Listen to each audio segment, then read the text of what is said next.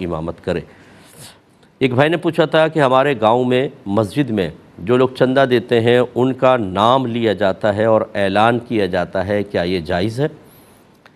دیکھیں، اعلان کرنے کا مقصد کیا ہے؟ بعض اوقات لوگ مسجدوں میں چندہ نہیں دے رہے ہوتے تو مؤذن صاحب مائک کھول لیتے ہیں، گاؤں میں نے یہی دیکھا ہے، اور وہ مائک پہ کہتے ہیں مسجد کے لیے چندہ دو، پھر ایک بچہ لاتا ہے، بولتے تمہارے ابا کا نام کیا ہے؟ کہتے ہیں عبداللہ، کہتے ہیں عبداللہ صاحب کے گھر سے 50 روپے آئے ہیں، ماشاءاللہ اللہ ان کو نعمتیں دے، حج کرائے، اور یہ اب وہ ترغیب ملتی ہے اور لوگ جھوک در جھوک آتے ہیں۔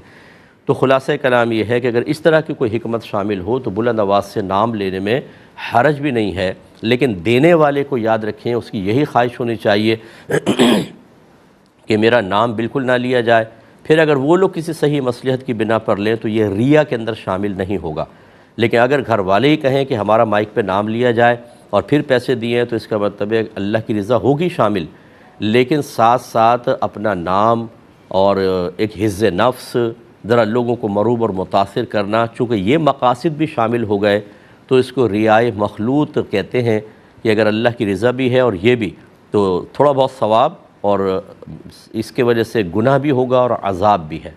اور اگر یہ صورتحال ہے کہ اگر یہ مائک پہ اعلان نہ ہوتا تو چندہ نہ دیتے، اب اس لیے چندہ دے رہے ہیں کہ پڑوسی نے دیا اس کا نام آ گیا اور ہمارا نہیں آئے تو بھیج دیا، تو یاد رکھیں ایک نقطہ بھی ثواب نہیں ملے گا، بلکہ اس پر آخرت میں سخت گرفت اور عذاب ہوگا۔ اس لیے اگر آپ یہ پہیلی کسی سے پوچھنا چاہیں تو پوچھ سکتے ہیں کہ کون شخص ایسا ہے جو صدقہ کرنے کے باوجود بھی جہنم میں جائے گا؟ وہ یہ ہے جو ریاکارانہ اداکاری کے طور پر صرف دکھاوے کے لیے پیسہ خرچ کرتا ہے، اس کو ایک ذرہ برابر ثواب نہیں ملے گا اور جہنم کا داخلہ اس کے لیے آسان ہو سکتا ہے۔